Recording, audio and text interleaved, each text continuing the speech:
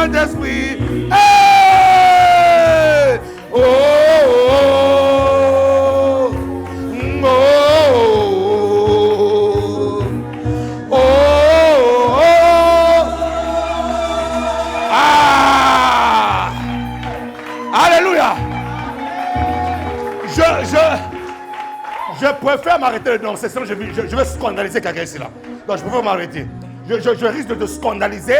Tu risques de dire, est-ce que moi je danse vraiment ou est-ce que vraiment moi je danse?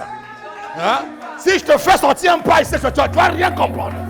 Tu ne vas rien comprendre, mon ami. Tu ne vas rien comprendre. Il y en a qui vous dansez pour Dieu, ils sont... Non, mon ami. Je risque de faire sortir un pas là.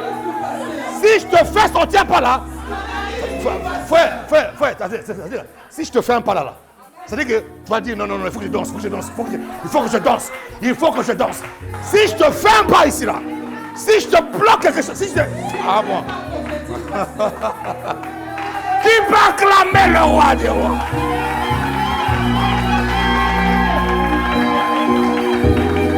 Alléluia. Mon ami, si David, lui qui était roi, il n'a pas regardé son rang royal. Un dignitaire comme David, qui était capable de scandaliser sa femme, frère, a quand même vu plus nous autres là. Hein? Nous autres là. Qui me dit amen ici là? Mon ami, dans la maison de Dieu, tu dois être comme un fou, comme une folle pour Jésus. Tu dois sortir de tes gants. Sois libre.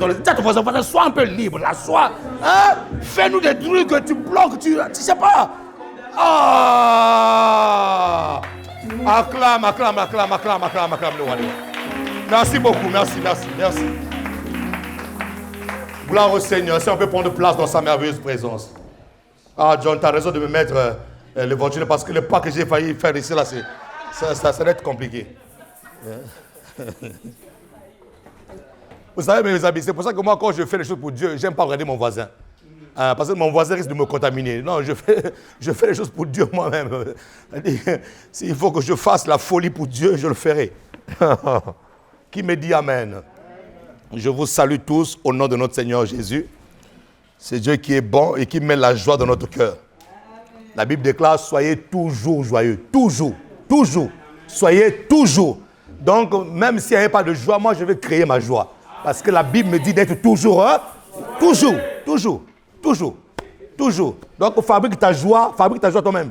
Toujours joyeux. Parce que la joie crée l'atmosphère propice pour que Dieu puisse opérer son miracle. La joie chasse même les démons autour de toi. Ouais, parce que là où il y a des démons, il y a une atmosphère de tristesse, de colère. Voilà, quand tu es dans la joie, tu chasses toutes ces mauvaises ondes là autour de toi. Soyez toujours joyeux. Voilà, c'est un impératif, mon ami. Mets ta main droite sur le cœur, nous voulons prier pour la parole. Seigneur, merci pour cette parole que tu donnes aujourd'hui. Nous voulons simplement la recevoir dans nos cœurs. Seigneur, aide-nous à comprendre, aide-nous à saisir ce que tu veux nous dire encore aujourd'hui. Nous sommes, Seigneur, très heureux d'être dans ta présence. Nous sommes dans la joie de t'appartenir. Nous sommes tes enfants. Alors bénis-nous encore ce matin, Seigneur. Ouvre notre connaissance afin que nous puissions saisir ta parole. Par le nom puissant de Jésus-Christ de Nazareth. Au son de ma voix, que les malades soient guéris. Au son de ma voix, Seigneur, que ceux qui avaient des problèmes puissent trouver solution. Au nom puissant de Jésus. Au son de ma voix, que celui qui était faible reçoive la force. Au son de ma voix, que celui qui était pauvre reçoive la richesse. Au nom puissant de Jésus-Christ. Père, j'ai ainsi prié, nous disons Amen. Nous acclamons le Seigneur de grâce.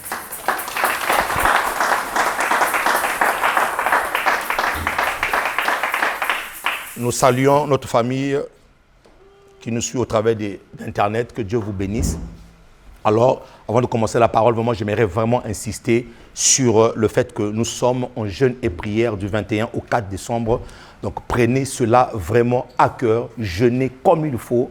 Comme l'a su le dire Majesté Diana tout à l'heure, c'est vraiment un jeûne de Daniel, un jeûne où nous faisons avec les légumes. Et nous nous connectons donc le lundi, nous nous connectons le mardi, le mercredi, le jeudi, nous sommes ici en présentiel et le vendredi, nous sommes aussi connectés. Et dis à ton voisin, bientôt il n'y aura plus de connexion, bientôt tout va se passer en présentiel, mais bientôt. Ouais. Parce que c'est vrai que par rapport à la conjoncture, Et des fois, on se dit, par rapport à la conjoncture,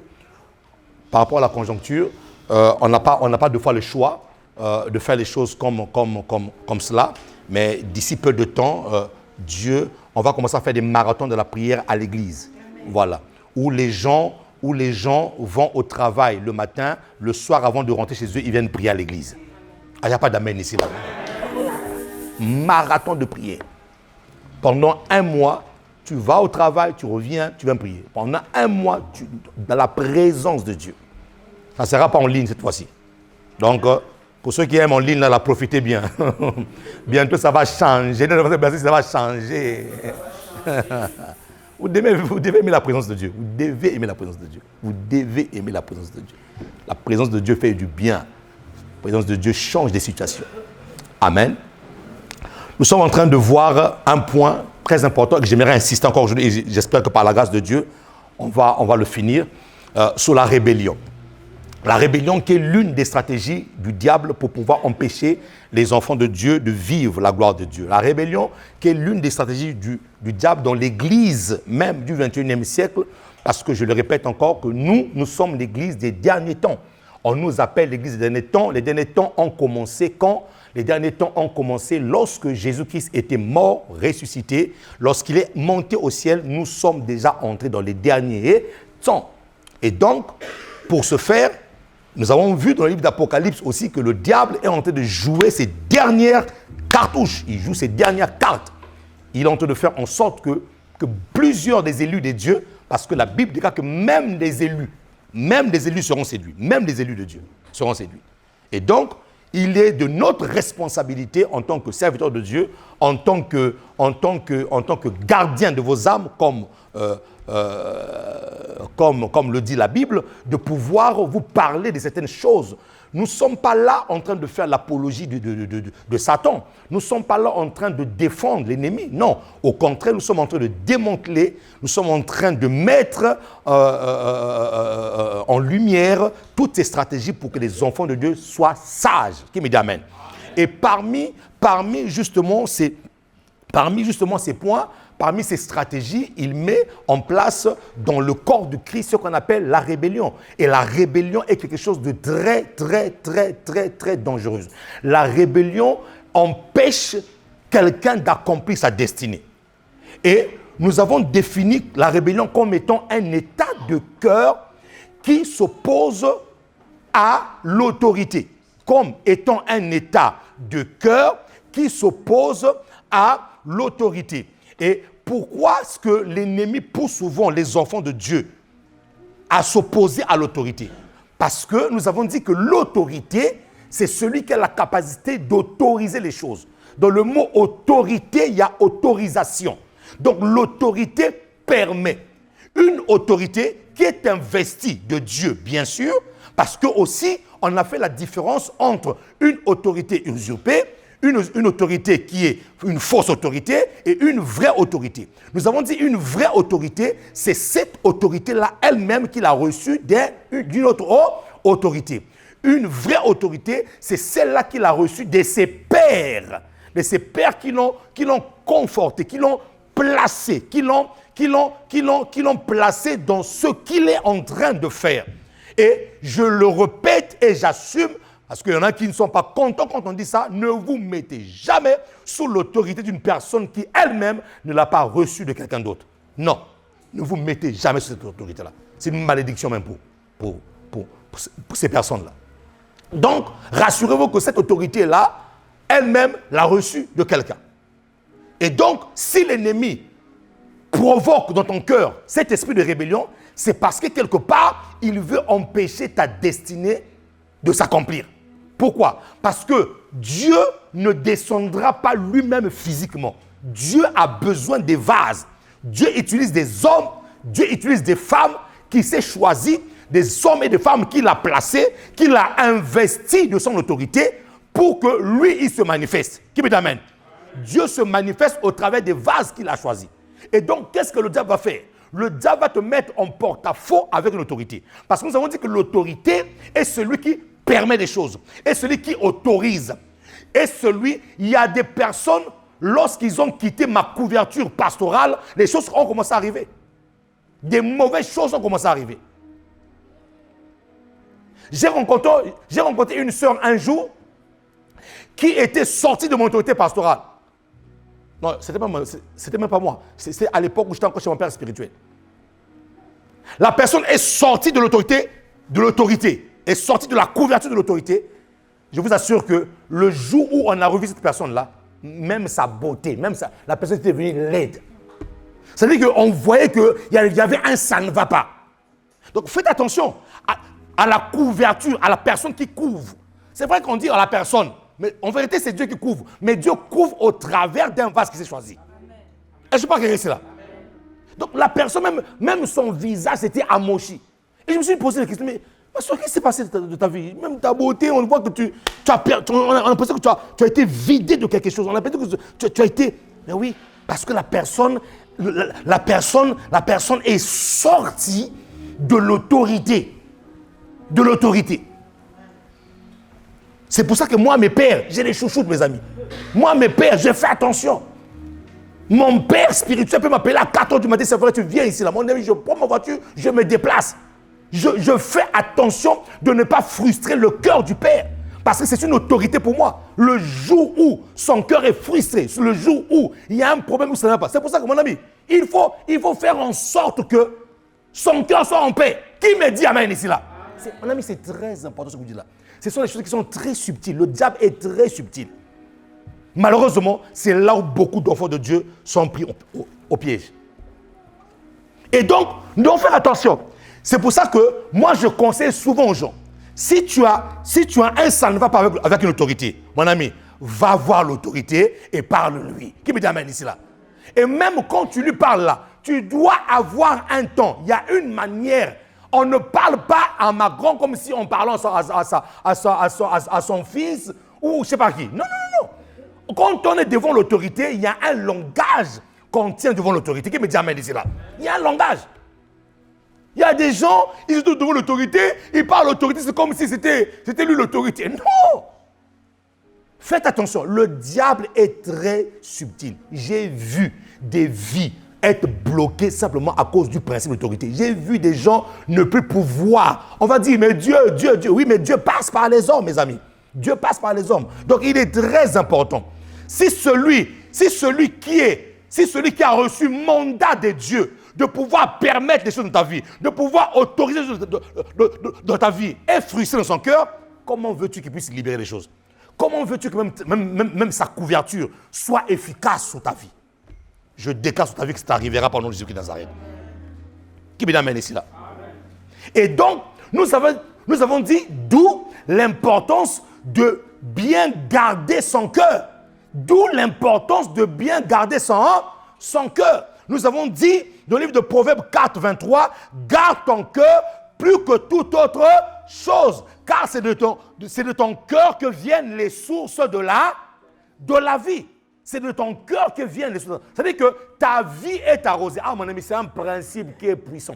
Ta vie est arrosée par rapport à ton cœur. Et ta vie, en fait, ta vie est conditionnée par rapport à l'état de ton cœur. Si tu gardes ton cœur et que tu évites l'animosité, tu évites les mauvaises pensées, au fait, tu es en train d'arroser ta vie de bonnes choses. Mais si ton cœur est rempli de rancœur, de haine, de colère, toutes ces choses-là, tu es aussi en train d'arroser ta vie des mauvaises choses. Mets ta main droite sur ton cœur, dis avec moi, Seigneur Jésus, garde mon cœur plus que toute autre chose.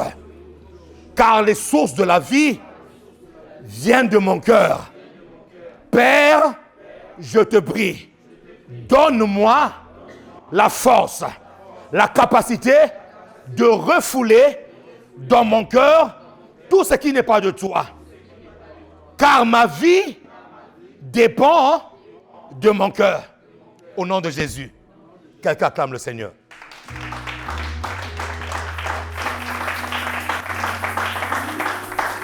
L'état de ta vie, ce que ta vie sera, dépend de ton cœur. C'est pour ça que j'ai dit une chose. Il y a des gens, des fois, qui ne prient pas. Des personnes qui ne prient pas, mais qui ont un bon cœur. on a reçu par exemple des témoignages des gens ou des prophéties des gens qui disent que non, un tel, c'est un païen, il ne prie pas. Mais à cause de son cœur, la personne vivra longtemps. À cause de son cœur. À cause de son cœur. À cause de son cœur. Qui me dit amen ici là? Qui me dit amen ici là? Alors prends avec moi Ézéchiel 28 verset 15. Ézéchiel 28 verset 15. C'est pour ça que l'autorité, même quand il a mal fait, il y a quelqu'un qui a été choqué un jour, je pense, j'en parlais lors d'un moment de jeûne et prière, quelqu'un qui avait dit, j'avais dit, même quand l'autorité fait mal, tu n'as pas à le juger. Laisse Dieu le juger. Et quelqu'un qui m'a dit, mais pasteur, même si l'autorité, j'ai dit, même si l'autorité fait mal, laisse-le avec son Dieu. Laisse-le. Laisse-le. Ne rentre pas. Laisse-le avec son Dieu. C'est pour ça, mes amis, ne critiquez pas l'autorité. Même quand l'autorité tente de faire mal, ne le critiquez pas. Ça, on appelle ça la sagesse. C'est là la sagesse. Parce que sinon, tu risques de critiquer quelque chose que tu ne maîtrises même pas. Qui me dit amen? Amen. Qui me dit amen ici, là? Amen. Ézéchiel 28, verset 15. Tu as été intègre dans tes voies. Dis-moi l'intégrité dans les voies. L'intégrité dans les voies. Voilà. Tu as été intègre dans tes voies depuis le jour où tu fus créé jusqu'à celui où l'iniquité a été trouvée chez toi. Là, on parle de Lucifer. Lucifer qui est devenu Satan. La Bible déclare qu'il a été intègre dans ses voies. Donc nous voyons une personne qui a été intègre dans ses voies depuis le jour où il fut créé. Qui l'a créé? C'est Dieu qui l'avait créé. Donc Dieu l'a créé parfait. Dieu l'a créé comme son cœur souhaitait qu'il soit créé. Et la Bible déclare jusqu'au jour. Donc ça veut dire qu'entre le moment où la personne est intègre et jusqu'au jour où l'iniquité fut trouvée dans son cœur, entre son intégrité et l'iniquité, il y a quelque chose qui s'est passé entre temps. Qui me amène ici là? Amen. Et c'est ça qu'on va traiter. C'est ça, mon ami, c'est ça qu'on va traiter. C'est ça qui est très subtil. Et Dieu me disait, ce message-là est très subtil, c'est un point. Entre le jour où la personne qui était intègre jusqu'au moment où l'iniquité a été trouvée. Et c'est Dieu qui a créé Lucifer. C'est Dieu qui a fait de lui ce qu'il était. Qui me dit amen ici là? Qui me dit amen ici là? Maintenant, note ceci, que l'intégrité, c'est être complet. Une personne qui est intègre, c'est une personne qui est loyale. L'intégrité, c'est la loyauté. L'intégrité, c'est être complet, c'est être entier. C'est être complet. L'intégrité, c'est être solide. Quelque chose qui est intègre, c'est quelque chose qui est solide. C'est quelque chose qui est, on a du mal à pénétrer. On a du mal à casser quelque chose qui est intègre ou une personne qui est intègre. L'intégrité, c'est la solidité. L'intégrité, c'est quoi? C'est ce qui est complet et entièrement en accord avec la vérité et les faits. Une personne qui est intègre, ce qu'il dit va de pair avec les actes qu'il pose. Qui me amène ici là? C'est ça l'intégrité. Il y a des personnes qui posent des actes, vous les voyez poser des actes, mais dans leur cœur, ils pensent autre chose. Or que l'intégrité, c'est les actes que je pose équivaut à ce que je pense dans mon cœur. Ça, c'est une personne intègre. C'est pour ça que dans le mot hypocrisie ou pourquoi, hypocrisie, ça veut dire quoi? Quand on parle de l'hypocrisie, au fait, on prend l'image d'un clown. Vous voyez, des clowns qui se mettent sous la scène, il met un petit nez ici, là, il met des trucs, il met son maquillage et tout ça là. Mais ça, ce n'est pas son vrai visage.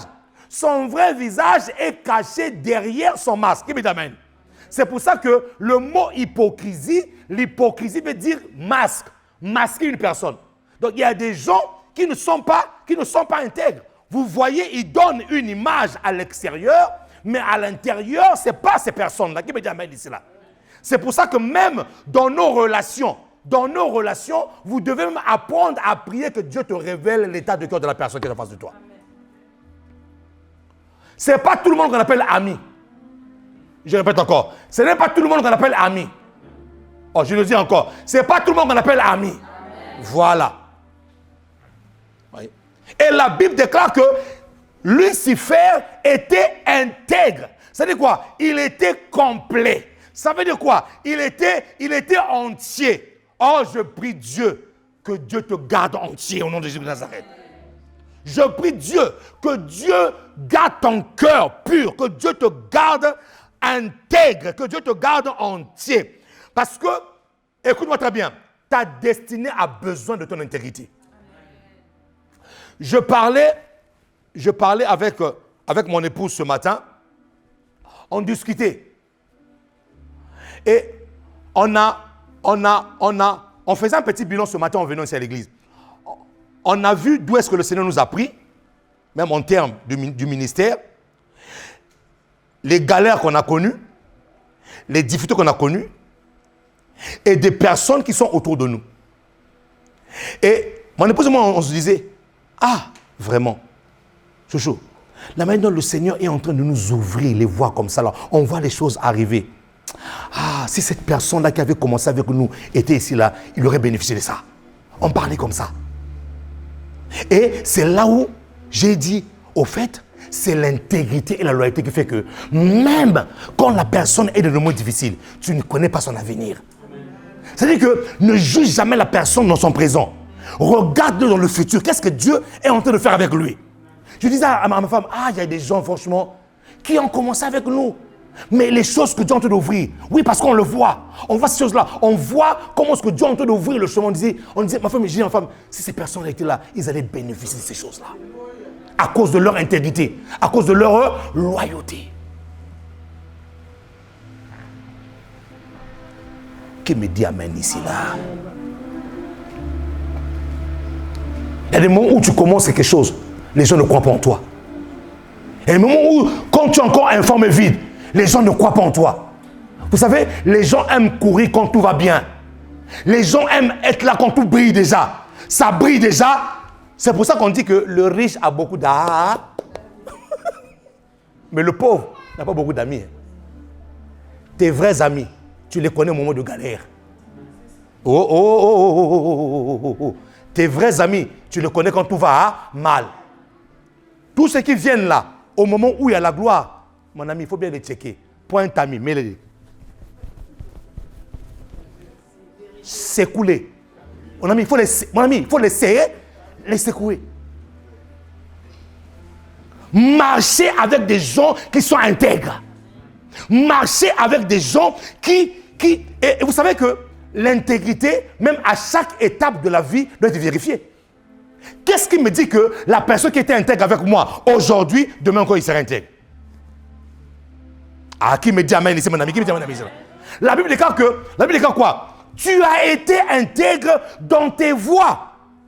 Tu as été intègre dans tes voies depuis le jour où tu fus créé, vous voyez, depuis le jour où tu fus créé jusqu'à celui où l'iniquité a été trouvée dans ton cœur. Donc ça veut dire que celui qui était intègre hier, rien ne me garantit qu'il soit intègre demain.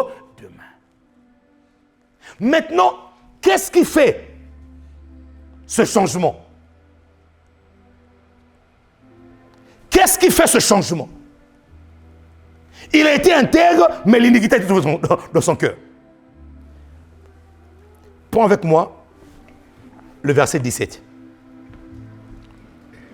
Ce message-là est très puissant. Ce message est très sage.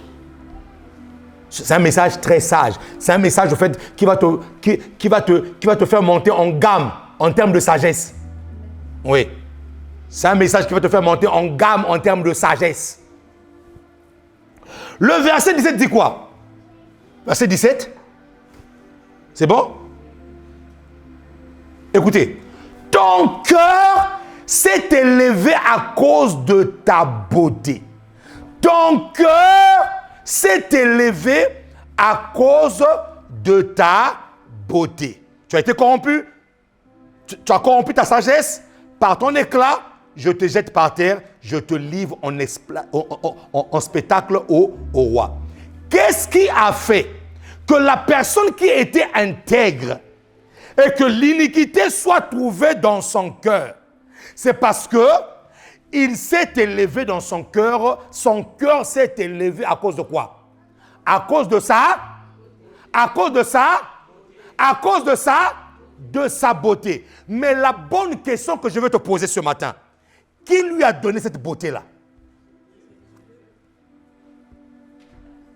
Mon ami, on parle de la rébellion.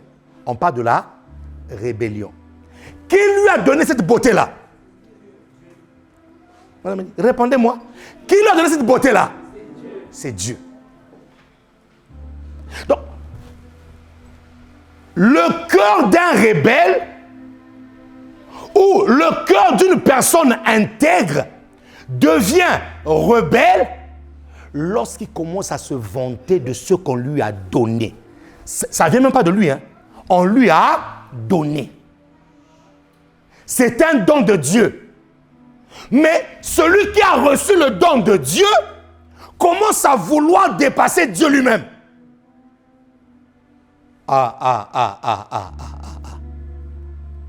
Mon ami, je ne savais pas prêcher la Bible. Passe-moi ma Bible. Voilà l'erreur. C'est pour ça que ce message, il faut que je le prêche calmement. Voilà l'erreur que beaucoup de personnes font. Je ne savais pas prêcher la Bible. En 2021, 2001, pourquoi je dis 21? 2001, d'abord 2000, j'arrive dans un pays que je ne connais pas. Je viens faire mes études, là où j'étais logé, bon, je bénis Dieu pour la personne. Il me dit, monsieur, dehors, en plein examen. Je passais mon Dieu était à l'époque. Il faisait froid. Voilà un bon Africain qui vient de l'Afrique et qui tombe dans le froid. On le plonge dans le froid directement. Ploup. Et on te dit, monsieur, c'est bon, j'étais assez hébergé, prends tes affaires, dehors. Et je prends mes valises. Frère, je prépare mon DET, diplôme universel de technologie. Je prends mes valises, dehors, je me retrouve dehors en plein hiver, ne sachant pas où partir. Cette nuit-là, j'ai passé la nuit dans un photomaton. Frère, passer la nuit dans un photomaton en hiver, c'est compliqué. Hein? J'ai passé la nuit dans un photomaton. Tu mets les fesses comme ça, là, ça fait mal. Tu mets les fesses comme ça, là, ça fait mal. Tu mets les fesses comme ça, là, photomaton. Et je ne savais pas prêcher la Bible. Je tombe dans une église, frère, où on m'accueille. On me donne une place pour dormir. Même si c'était même le sol, mais c'est quand même une place. Je me fais dormir par terre, mais au chaud. Et on me baptise. Voilà l'erreur que les gens, beaucoup de personnes font. Et c'est pour ça que les vies sont bloquées. Oh Dieu, tu m'as abandonné. Écoutez-moi très bien. On me baptise. On me forme. On m'ouvre la Bible. On me dit la Bible que tu tiens là, c'est comme ça, comme ça, comme ça, comme ça, comme ça, comme ça, comme ça, comme ça, comme ça. Au jour d'aujourd'hui aussi, tu vas quelque part, tu prêches. On dit waouh, quelle révélation. Les gens te bénissent. Ils te bénissent. Ils te bénissent. Et toi, excusez-moi le terme, malade que tu es malade, tu es vraiment malade, tu viens de voir cette personne-là. C'est sûr que la Bible déclare, ton cœur s'est élevé à cause de ta beauté. C'est-à-dire qu'on t'a rendu, tu étais rien du tout. Ah, donne-moi la main, donne-moi la main, donne-moi la main, donne-moi la main, donne-moi la main, donne-moi la main. Frère, j'étais rien du tout. Je ne savais même pas où était Matthieu. Je ne savais même pas où était Apocalypse. Quelqu'un m'a fait asseoir. M'a appris, l'Apocalypse c'est ça. Ça c'est pas ça. Et toi, dis-moi, malade que tu es, malade que tu es, malade. Malade que tu es. Tu vas venir devant cette personne-là et tu dis, moi je suis plus que toi. Moi je suis plus que toi. Et Matarabashatakaya, tu viens de mettre une croix sur ta destinée. Écoutez-moi très bien. Tu viens de mettre une croix sur ta destinée. La beauté qui a élevé le cœur de Lucifer, c'est Dieu qui lui a donné ça. Et lui, qu'est-ce qu'il dit? Il élève son cœur et il dit à Dieu, je mettrai mon trône à l'égard de ton trône. Là où tu es, je serai aussi.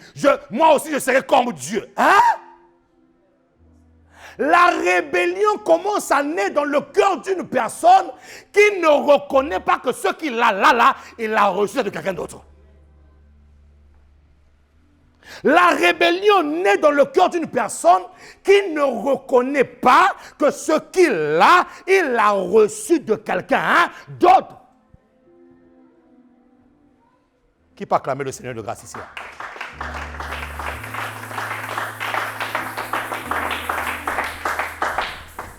Alors qu'il était intègre, mais son cœur s'est élevé à cause de sa beauté. Donc notez bien ceci et comprenez bien ceci. Le rebelle oublie que ce qu'il était, c'est grâce à Dieu. Ce qu'il est, c'est grâce à Dieu. Lucifer avait oublié que ce qu'il était là, sa beauté là, c'était grâce à Dieu. Cette beauté lui a été donnée. C'est Dieu qui lui a rendu beau. C'est Dieu qui a permis que sur lui, qu'on puisse mettre des pierres étincelantes, des pierres, des pierres précieuses. Cette beauté-là venait de Dieu. Donc, écoutez-moi très bien. Lorsque tu remarques une personne t'a ouvert une porte un jour, lorsque tu remarques qu'une personne a été une porte, une ouverture pour toi, et que dans ton cœur, tu commences à vouloir être plus que la personne là, ça veut dire que là, il y a un signe de rébellion dans ton cœur. Est-ce que quelqu'un peut d'être béni par ce message-là? Et je comprends pourquoi est-ce que Proverbe dit, garde ton cœur, garde ton cœur. Oui, parce que, vous savez, il y a des gens qui sont humbles parce qu'ils ne sont rien du tout. Le jour où, est-ce que vous savez qu'il y a des gens qui sont humbles parce qu'ils n'ont que 1 000 euros par mois? Papa, je suis humble. Je suis humble. Je suis humble. Comme quelqu'un a dit un jour, papa, moi je préfère rester à 2 000 euros. Le jour que tu me donnes 5 000 euros, papa, n'a pengui. Ça veut dire quoi? Je pêche.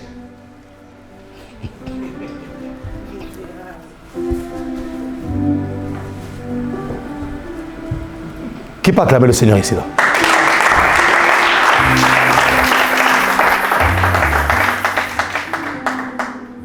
La rébellion commence lorsque tu vas te dire que celui qui m'a donné cette chose-là, là n'est rien du tout. Moi, je le dépasse. Terminé.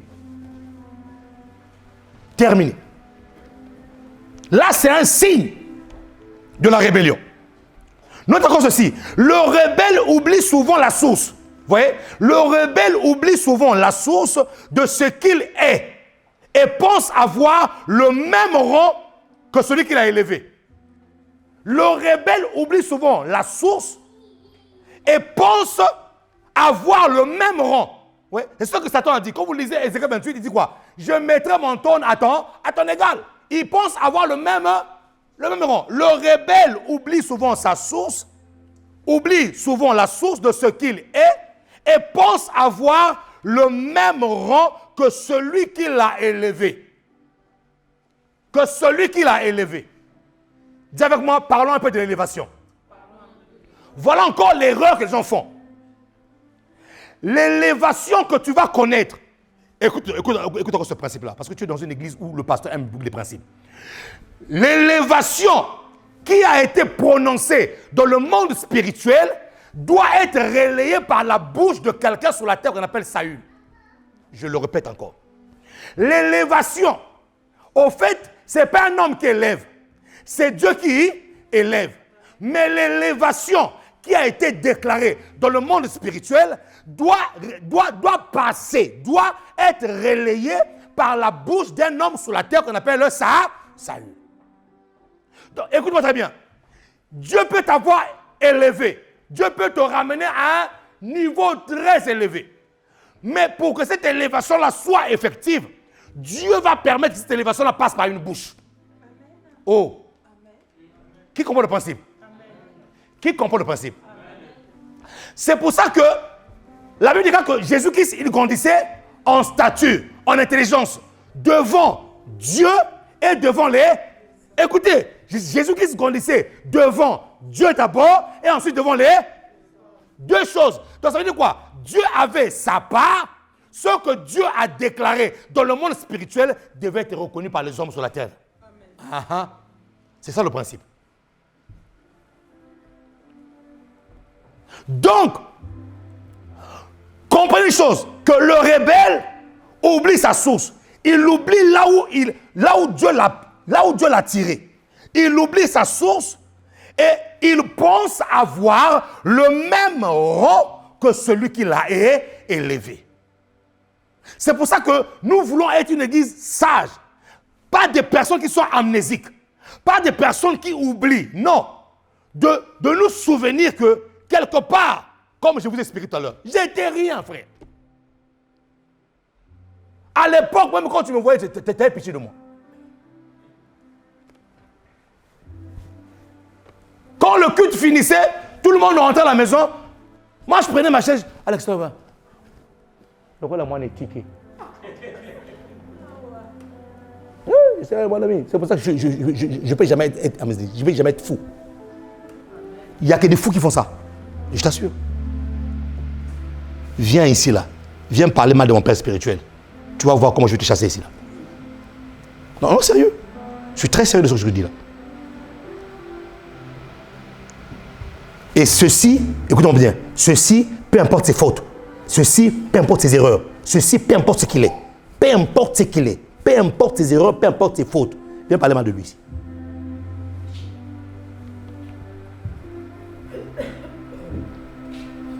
Oh, qui va acclamer le Seigneur? Qui va acclamer le Seigneur?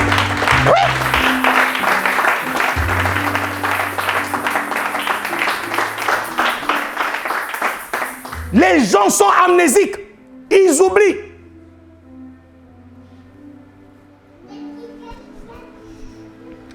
Dis avec moi, n'oublie jamais ta source. N'oublie jamais ta source. Jésus le dit en ces termes. Prends avec moi Jean 13, verset 16. Jésus le dit en ces termes.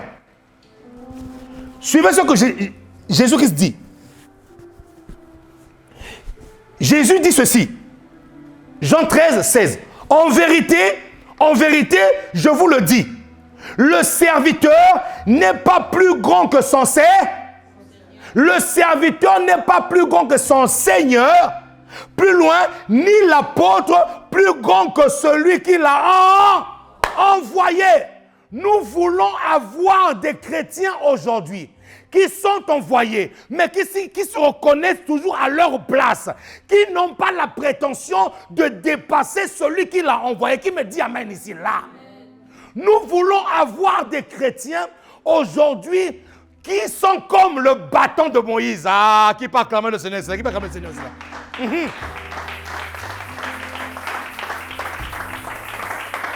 Écoutez le principe, écoutez le principe.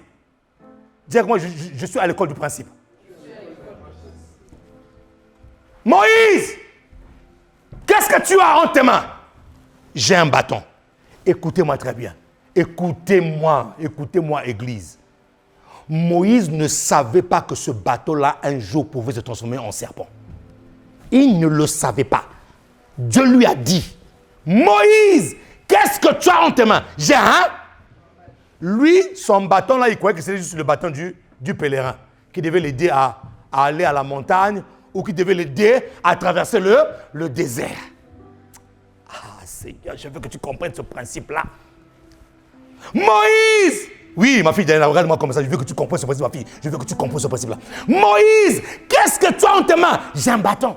Mais Moïse ne savait pas qu'il pouvait faire des exploits avec ce bâton-là. Il arrive devant Pharaon. Je lui dis, prends mes signes, prends ton bâton, jette ton bâton au pied de Pharaon. Et la Bible déclare ceci, que le bâton de Moïse est devenu un serpent. C'est ce jour-là que Moïse a su que son bâton pouvait se transformer en serpent. Et comme en Égypte, il y avait aussi des magiciens, Pharaon a dit à ses augures, à ses sorciers, vous aussi, prenez vos bâtons, jetez le bâton. Parce que Moïse veut impressionner les gens. Moïse veut montrer que c'est comme s'il n'y a que lui qui peut, il n'y a que son bâton qui peut devenir un serpent. Alors, on va lui prouver aussi qu'en Égypte, ici, là, on a des grands magiciens. Moïse prend son bâton, il jette. Les sorciers aussi prennent leur bâton, ils jettent. 2 serpents contre un serpent. Écoutez ce que dit la Bible. Le bâton de Moïse avala les 2 autres serpents. C'est là où ça devient intéressant. Dis à ton voisin, c'est là où ça devient intéressant. Le bâton de Moïse avala les 2 autres serpents. Ma fille, ce qui est curieux, c'est que après avoir avalé les 2 serpents, Moïse récupère le serpent et le serpent redevient un bâton.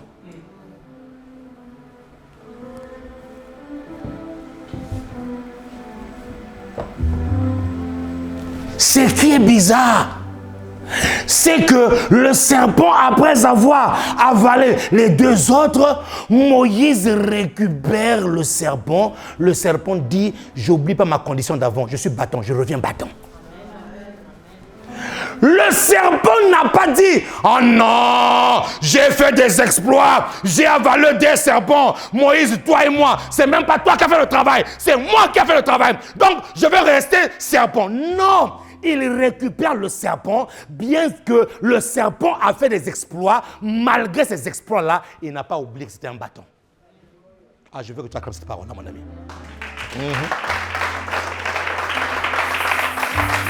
Oui, mon ami. On peut t'ouvrir une porte.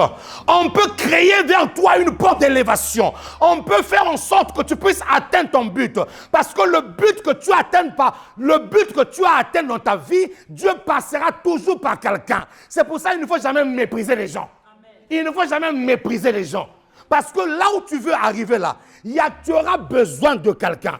Moïse a permis au bâton d'être le serpent qui avalait. Donc au jour d'aujourd'hui là, si on parle du bâton de Moïse, c'est parce qu'on sait que dans l'histoire, ce bâton-là avait avalé le 2 serpents de Moïse, de Pharaon. Mais après ces exploits-là, il n'a pas dit que je suis égal à Moïse. Non. La rébellion du serpent allait commencer à quel moment? Lorsqu'il commence à dire, non, Moïse, écoute, c'est moi qui ai travaillé, hein, c'est moi qui ai fait plus que toi, Moïse. Donc, attention, Moïse. Non. Le serpent est resté. Et lorsqu'on l'a récupéré, il est devenu bâton. Je prie Dieu. Papa, donne-moi les gens de l'église qui, malgré les exploits, lorsqu'on les récupère, ils reviennent bâton. Ah, il n'y a pas d'amen ici. Hein? Ah, il n'y a pas d'amen ici. Hein? Papa, donne-nous des personnes qui, malgré les exploits qu'ils font, lorsqu'on les récupère, qu'ils viennent un bâton.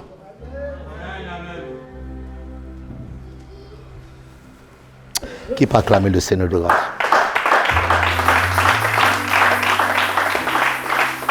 Le bâton n'a pas oublié sa source. Non.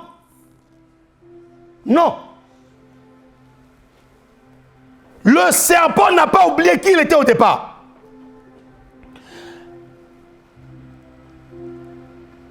C'est en cela que Jésus-Christ a dit qu'en vérité, je vous le dis, le serviteur n'est pas plus grand que son Seigneur, ni l'apôtre plus grand que celui qui l'a envoyé.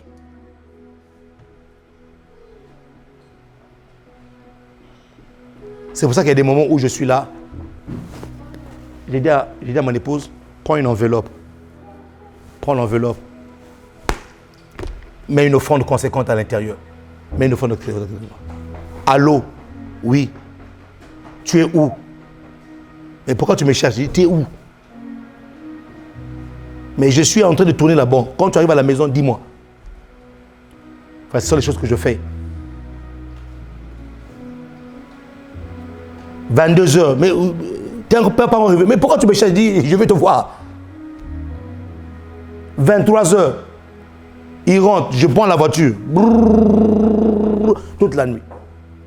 J'arrive chez lui. Je me mets à genoux. Je suis venu t'honorer. Je te cherchais simplement pour t'honorer.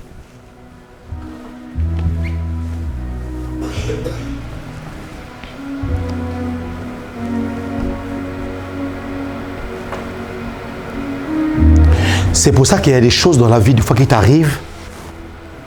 Tu vois comment est-ce que Dieu ouvre les portes, tu vois des trucs qui se font autour de toi. Tu dis, waouh, Seigneur, je n'ai pas prié pour ça. Je n'ai pas prié pour ça. Je n'ai pas prié pour ça, Seigneur. Telle chose qui arrive, telle... Mais Seigneur, je n'ai pas prié pour ça. Mais oui, mais oui. Parce que dans ton cœur, on ne doit pas trouver la rébellion. Quand ça commence, mon ami, éjecte-le dehors, mets-le dehors. Mets-le dehors. Ta destinée te supplie de le mettre dehors. Mets-le dehors, mets-le dehors.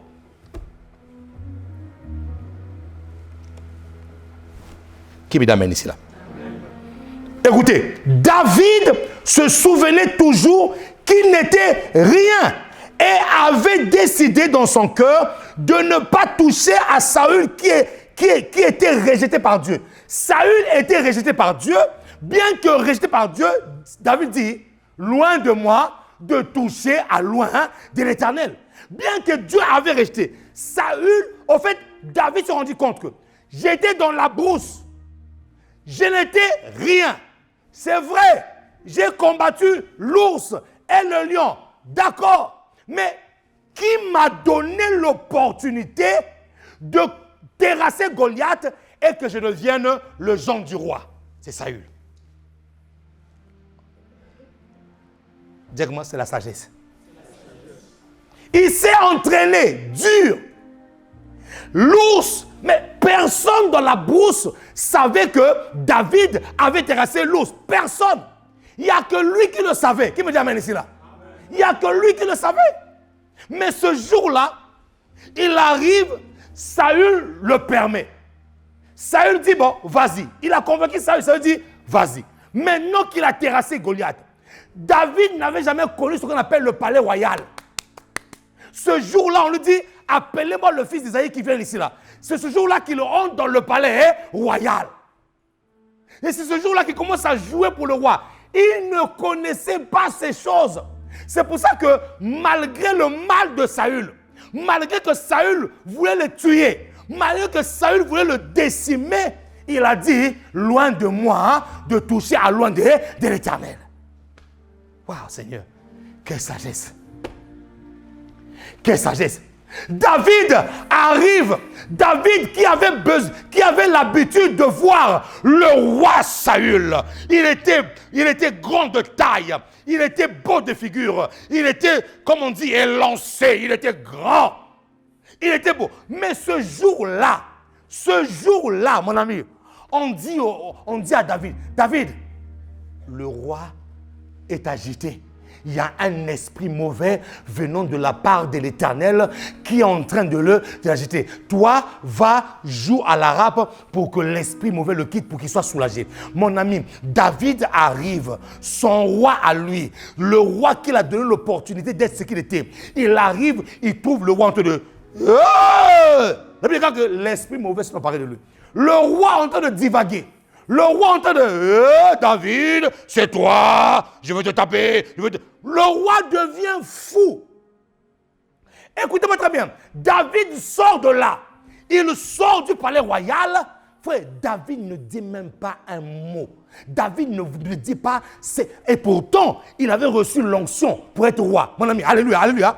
Il avait reçu l'onction pour être roi. David n'a pas dit, ah maintenant c'est mon tour de régner. J'ai vu le roi est devenu fou. Le roi est devenu fou. Maintenant c'est mon tour. Ah, je souhaite même qu'il puisse mourir. Non! David est sorti. David a fermé sa bouche. Si c'était nous aujourd'hui là. Hey. Mes amis, le monde devient terrible. On est gouverné par un fou. Oh, on est gouverné par une personne qui est malade. Mais David sort de là, malgré qu'il a vu son roi dans un état.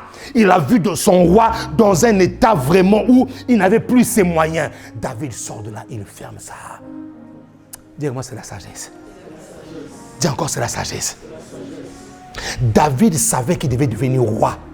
Et son positionnement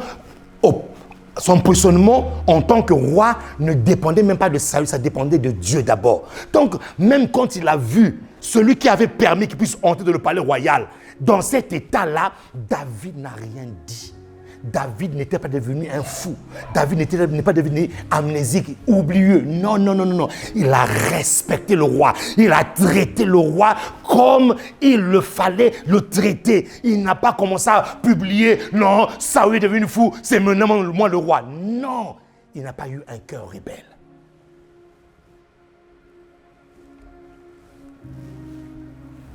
Il n'a pas eu un cœur rebelle. Il n'a pas dit, maintenant c'est mon tour. Il y a des personnes, ils te voient dans une position défavorable. Il vous a dit, c'est maintenant mon tour. C'est maintenant mon tour de régner. Ce n'est pas le cœur de Dieu, ça. Non. Le cœur de Dieu ne voudra pas le mal, même pour ses pires ennemis. Le cœur de Dieu ne voudra pas le mal. La personne est restée humble dans son cœur. Dans son cœur, il n'y avait même pas de rébellion. Et même quand il a eu l'occasion de détruire Saül, il ne l'a pas fait. Dans son cœur, il est resté humble. Il est resté. Et cela a fait que la destinée de David a pu occuper le même trône que Saül. Le même trône que Saül. À cause d'un cœur qui était humble. Je prophétise sur ta vie que ça va t'arriver. Je prophétise sur ta vie que ça va t'arriver. Même au travail. Même avec ton directeur, quand tu vois ton directeur qui t'a maltraité, et qu'il est malade, ne dis pas, c'est bien fait pour lui, c'est bien fait. Il m'a tellement fait du mal qu'il meurt même. Ça, c'est pas le cœur de Dieu. Quand tu fais ça là, tu vas te mettre une croix à ta destinée. Qui peut acclamer le Seigneur ici là?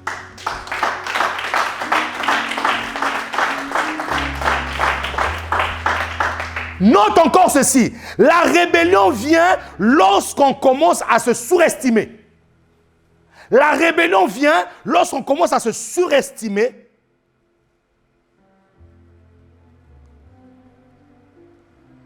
par rapport à celui qui t'a ouvert la porte.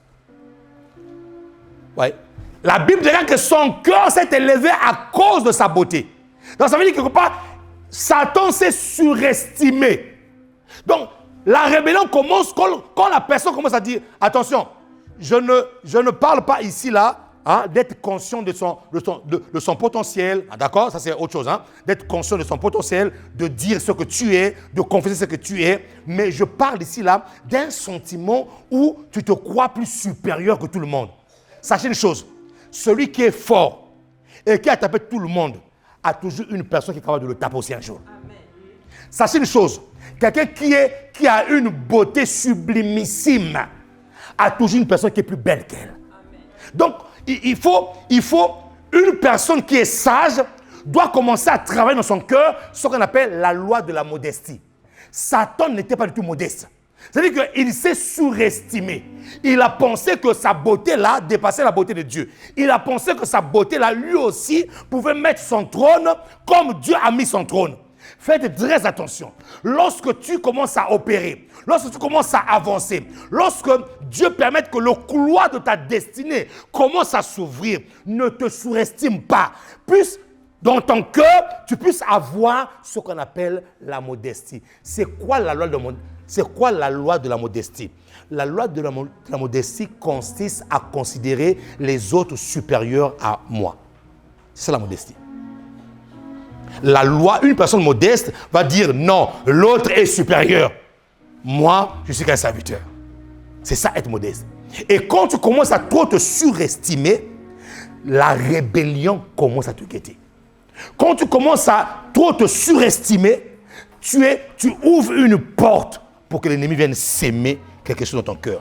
je déclare sur ta destinée, ça t'arrivera pas au nom de Jésus. Qui peut acclamer le roi des rois, le Seigneur.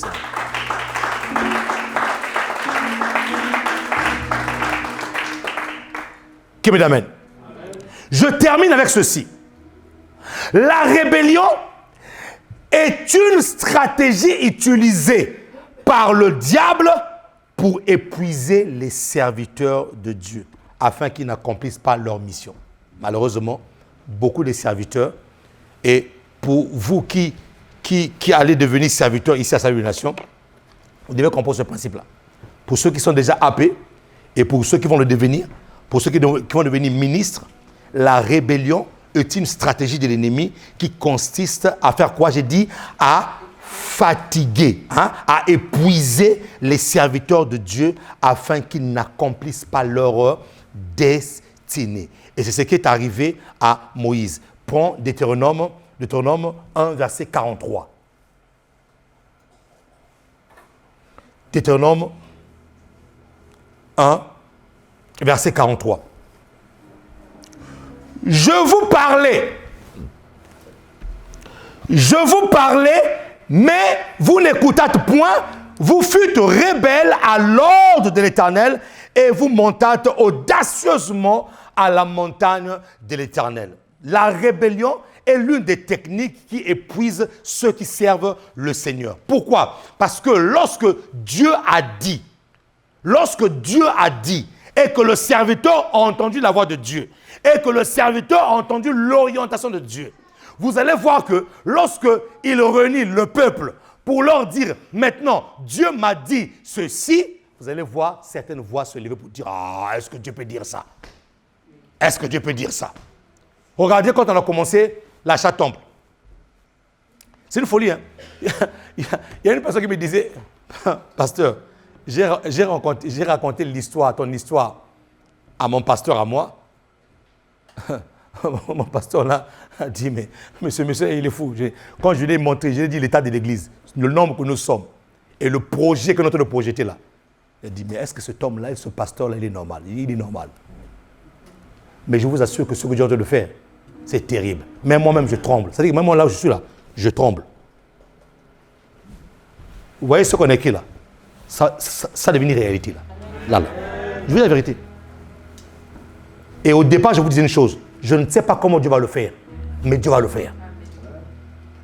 Et les nouvelles qu'on reçoit là, même moi là où je suis comme ça. Qui peut faire ça? Qui peut faire ça? Est-ce que moi, Saint-Forêt, moi, je peux faire ça? Je ne peux pas faire ça.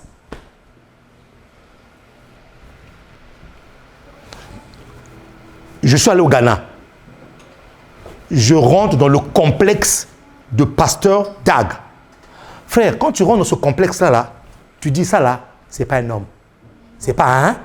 Non, c'est pas un homme. Ça, c'est Dieu, ça. Quand tu rentres dans son centre à Nakazo, là, c'est une ville dans une ville. Quand tu vois la beauté des choses qu'il a fait, tu dis, mais ça là, c'est... Au fait, il devient un homme Dieu. Voilà, un homme Dieu. Ça va t'arriver bientôt. Je te dis, ça va t'arriver.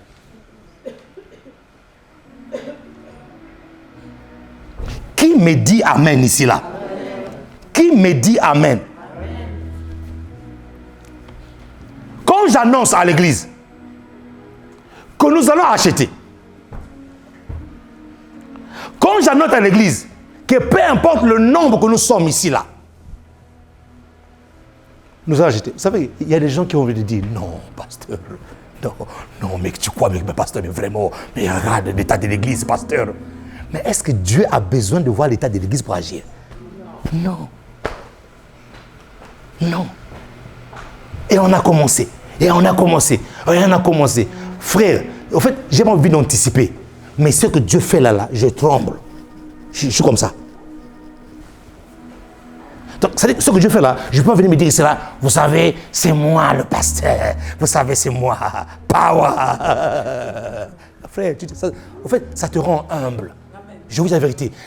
Quand tu vois Dieu faire des choses, c'est-à-dire que là où tu te dis, Seigneur, je deviens humble, je disparais et toi tu puisses... Quoi?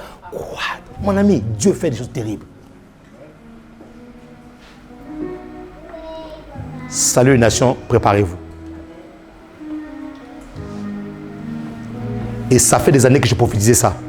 Je vous disais que l'église que vous voyez là, ce n'est pas encore Salut les Nations. Vous allez me donner raison d'ici là. Vous allez me donner raison. Non, non, non. Ceux que nous sommes là, ce sont des ouvriers qui se préparent pour là où nous sommes en train de partir. Amen. Je vous dis la vérité. Là, ça là, c'est le nombre des ouvriers. C'est même pas encore des fidèles. Non, non, non. Hey, dis-moi, hey. Je vous dis la vérité. Je vous dis la vérité. Les gens ont découragé. Mais non, mais comment tu peux faire ça? Mais comment? Dieu m'a dit. C'est pour ça que je n'ai pas compris enlever ça là. Dieu m'a dit ça. Dieu m'a dit ça.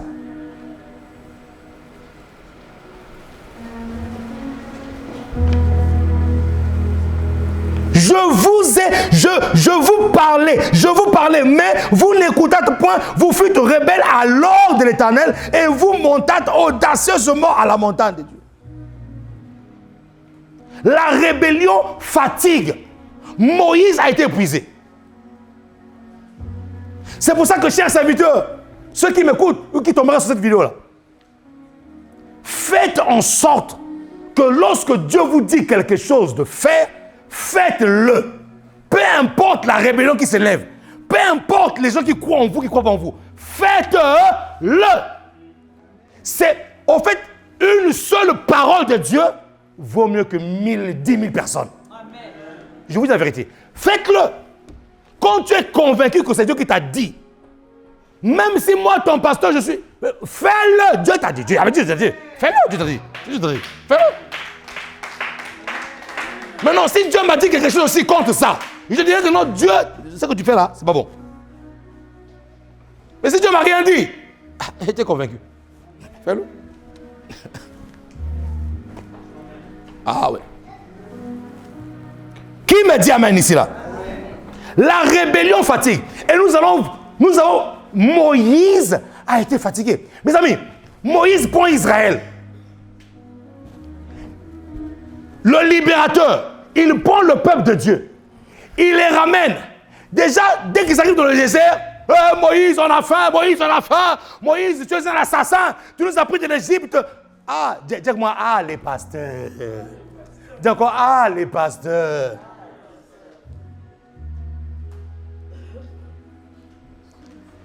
Vous savez que des fois, les pasteurs sont comme des poubelles. Ils prennent tout. Ils reçoivent tout. Moïse, assassin. Comme il y en a qui m'a été gourou.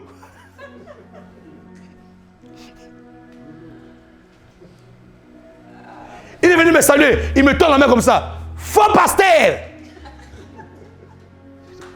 Je l'ai dit, répète. Il dit encore, faux pasteur. J'ai dit, répète encore une troisième fois. Faux pasteur. Enfin, m'a dit, non, chou, on y va. Tu commences à sentir que non. Ah oui, mon ami. Ah oui, on a tout vu. Mon ami, on a tout vu. Le même Moïse qui prend le peuple de Dieu. Quand il est venu libérer Israël, tout le monde était content. Ah, Moïse. À peine qu'ils arrivent dans le désert, la faim, Moïse assassin. Comment celui qui vous a libéré devient encore l'assassin? Moïse assassin. On mangeait des concombres en Égypte. On était bien en Égypte. Dieu fait un miracle. La manne descend. Les cailles descendent. Ils ont mangé. Et là, ils sont contents. Chemin faisant, ils arrivent devant la mer Rouge. Et derrière eux, les chars d'Égypte. Moïse, assassin, tu nous as ramenés encore ici dans le désert pour nous faire périr. Moïse, taisez-vous. Regardez la délivrance que Dieu vous donne. Moïse ouvre la mer. Le peuple traverse. Malgré ça, ils arrivent de l'autre côté là-bas encore. Moïse, on a soif. La rébellion a pour but de faire quoi? De fatiguer les serviteurs de Dieu. Moïse, on a soif. Ils arrivent là. Dieu dit à Moïse, frappe le rocher. Moïse a frappé le rocher et l'eau est sortie. Il faut encore, il marche encore. Dis-moi, les pasteurs. Il marche encore. Encore la soif. Et là encore, pression sur Moïse. Dathan, Corée, Abiram, ils ont soulevé le peuple contre Moïse. Ne vous associez jamais à une activité de rébellion. Jamais. Ils ont soulevé le peuple de Dieu contre Moïse. Qu'est-ce que Dieu a fait? Dieu a ouvert la terre les a avalés. Les a avalés. Tous. Maintenant, suivez. Ils arrivent encore quelque part. Le peuple a encore soif. Donne-moi un nombre. Donne-moi un nombre. Nombre 20. Et c'est là que je vais terminer. Donne-moi nombre 20. Nombre 20 à partir du verset 2. D'abord 2 et 3 et ensuite 7 à 10. Regardez. Verset 2. Il n'y avait point d'eau pour l'assemblée. Et l'on se souleva contre qui? L'on se souleva contre qui, mes amis? L'on se souleva contre qui? Contre Moïse et Aaron. Le peuple chercha querelle à Moïse. Vous allez remarquer que les personnes qui ont l'esprit de rébellion sont souvent des personnes qui sont très belliqueux. Cherchent toujours des querelles. Même là où elle a paix, eux, ils cherchent palabre. Une personne qui cherche tout le temps palabre a en lui une sémence de rébellion. Le peuple chercha querelle à Moïse. Suivez. L'Éternel parla à Moïse. Verset 7. Donne-moi le verset 7 maintenant. Rapidement. Verset 7. L'Éternel parla à Moïse et dit, prends la verge et convoque l'assemblée. Toi et ton frère Aaron, vous parlerez à leur présence au rocher. Dieu a dit quoi? Vous parlerez à leur présence au rocher. Et il donnera ses eaux. Tu feras sortir pour eux de l'eau du rocher et tu abreuveras l'assemblée et leur bétail. Suivez le verset 10. Moïse et Aaron convoquèrent l'assemblée en face du rocher et Moïse leur dit, écoutez donc, qui? Ah, Moïse, la température de... Ah, pauvre Moïse. Ah, pauvre Moïse. Tellement la pression du peuple. Tellement la pression du peuple. Écoutez-moi donc, rebelle, est-ce de ce rocher que nous vous ferons sortir de l'eau? Et la Bible, si vous lisez la suite, Moïse, au lieu de parler au rocher, il a fait quoi? Il a frappé le rocher. Vous savez pourquoi Moïse a fait ça? Il était épuisé. Il était épuisé. L'épuisement de ces rebelles-là, afin qu'au lieu d'obéir à l'instruction de Dieu, il n'a pas obéi. Il a dit, race de rebelles, est-ce de ce rocher-là, au lieu de parler, lui là, il a tapé le rocher. Est-ce que vous savez que cela lui a fallu la terre de Canaan? Moïse, bon, théologiquement parlant, il était rentré, mais différemment. Ce n'est pas ma prédication aujourd'hui. Il était rentré, mais différemment. Mais en ce moment-là, Moïse n'était pas rentré à la terre de Canaan.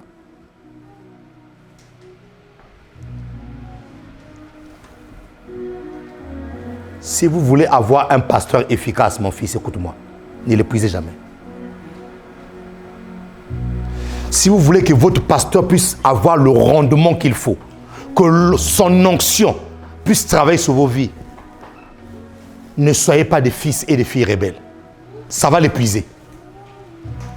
C'est pour ça qu'il y a certaines onctions qui ne se manifestent pas au plus haut niveau, parce que l'homme de Dieu est épuisé.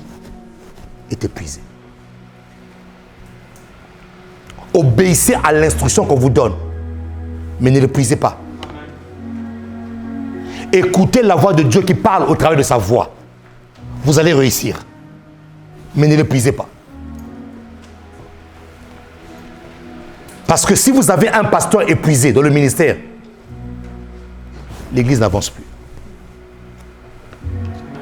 Qui peut acclamer le Seigneur ici là?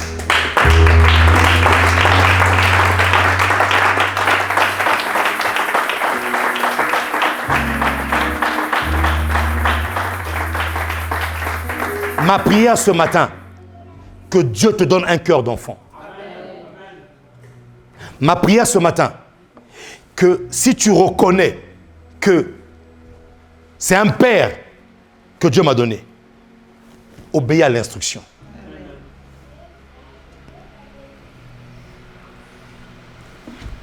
Excusez-moi de prendre l'exemple de John, mais John, quand je te vois, tu es le résultat d'une obéissance à l'instruction. Tout simplement.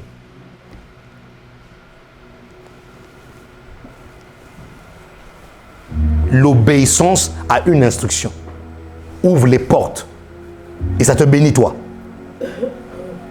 Qui me dit amen ici là, mes amis? Nous ne voulons pas être une église des rebelles. Non. Nous voulons être une église qui favorise la main de Dieu.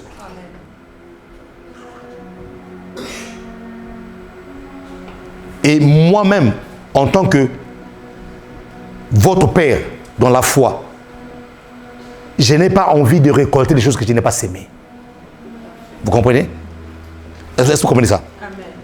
Je n'ai pas sémé la rébellion, je ne peux pas récolter la rébellion.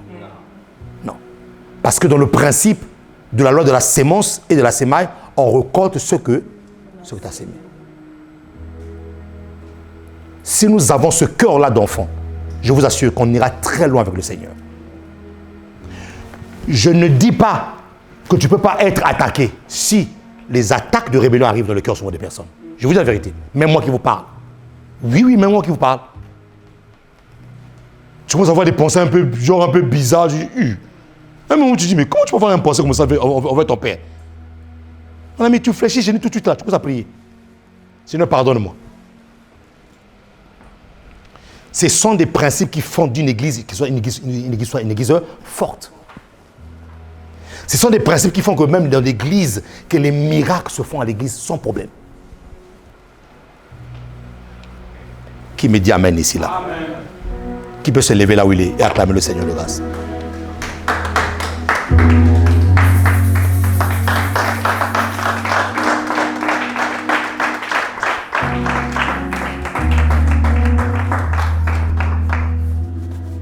Je viens de te donner une clé que j'ai toujours utilisée pendant des années et que je continue à utiliser jusqu'à présent. Celui qui est sage va écouter et va pratiquer tout simplement. J'ai été transmis ce qu'on appelle la sagesse de Dieu pour une destinée réussie. Amen. Amen. Et je vais faire quelque chose tout à l'heure, dès que le culte finit. Je vais t'aider à entrer dans le bois de ta destinée. Amen. Si dans ton cœur, un jour, tu as eu quelque chose contre l'homme de Dieu, viens me voir à la fin. Je sais de quoi je parle, mon ami. Je sais de quoi je parle. Je sais de quoi je parle.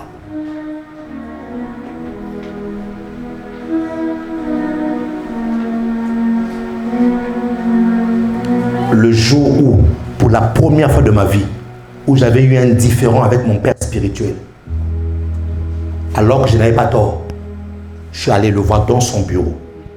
Oui, frère, je suis allé le voir dans son bureau. Je lui ai demandé pardon. Alors que je n'avais pas tort. Et puisque son cœur a été frustré, puisque son cœur a été touché, je me suis humilié. C'est pour ça que là, je vais faire quelque chose. Si tu, mon ami, ne traverses pas cette porte, je dis la vérité, là je te parle sérieusement, ne traverse pas cette porte-là. Si tu vois que dans ton cœur, un jour, tu as eu une pensée sur ma personne, ne va pas, ne sors pas là, vois-moi à la fin. Je vais prier pour toi. Sérieux, ce que je dis là. Ne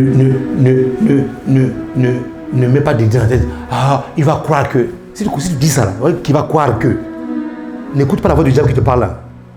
C'est moi qui t'autorise ça, c'est moi qui te permets de le faire. Fais-le. Il va croire que... Non, mon ami. Sois libre. Je sais de quoi je parle. Et je sais pourquoi est-ce que Dieu m'a donné ce message-là. Qui me dit Amen ici, là? Père, merci. Ceux de l'équipe de la Sainte Seine, approchez s'il vous plaît. Merci pour ta grâce. Waouh. Oui, Dieu parle. Dieu est en train de parler là. Dieu est en train de parler. Merci pour ta grâce, Seigneur. Merci pour ton amour. Merci pour ta présence. Merci pour ce que tu fais. Merci pour nos cœurs que tu es en train de circoncire aujourd'hui même. Parce que tu nous vois grands, tu nous vois puissants, tu nous vois redoutables, tu nous vois gagner du terrain. Tu nous vois, Seigneur, en train de faire des exploits pour toi. Merci. Quand tu m'as élevé dans sa présence, Seigneur, que ton nom soit élevé. Seigneur, que ton nom soit glorifié. Merci, Seigneur, pour ce message. Je peux voir qu'il y a une opération qui a été faite dans nos cœurs. Et même dans mon propre cœur, Seigneur, au travers de ce message. Parce que tu nous veux être des dignes fils. Seigneur, nous ne voulons pas qu'une sémence de rébellion entre en nous. Nous voulons garder nos cœurs. Car il y a une relation entre notre destinée et l'état de notre cœur. Alors nous voulons que, Seigneur, que notre état de cœur puisse influencer notre destinée positivement. Aide-nous, Seigneur. Aide-nous à disparaître, à diminuer. Aide-nous, Seigneur, à être humble. Aide-nous, oh Dieu, que dans nos cœurs soient remplis de tes pensées. Que nos cœurs soient remplis de cette manière de faire qui vient de toi. Aide-nous, Seigneur. Et loin de nous toute sémence de rébellion. Au nom de Jésus-Christ de Nazareth. Que cette semaine qui commence soit une semaine d'opportunité divine. Quelqu'un me dit Amen ici là. Que Dieu te fasse entrer là où tu avais désiré entrer hier. Au nom de Jésus-Christ de Nazareth. Que ta santé soit redoutable au nom de Jésus. Que ton travail soit béni. Que ta maison soit bénie. Que tes enfants prospèrent au nom puissant de Jésus-Christ de Nazareth. Que Dieu te surprenne agréablement. Quelqu'un me dit Amen ici là. Que la main de Dieu ne te quitte jamais. Et que tu puisses témoigner sa faveur. Que tu puisses témoigner sa bonté. Au nom de Jésus. Les saints disent Amen. Et les saints acclament le roi des rois. Pousse des cris de joie vers le rocher de ton salut. Que Jésus soit élevé. Salut ton frère. Salut ta soeur. Bon dimanche à tous et merci de m'avoir écouté. Que Dieu vous bénisse. Merci.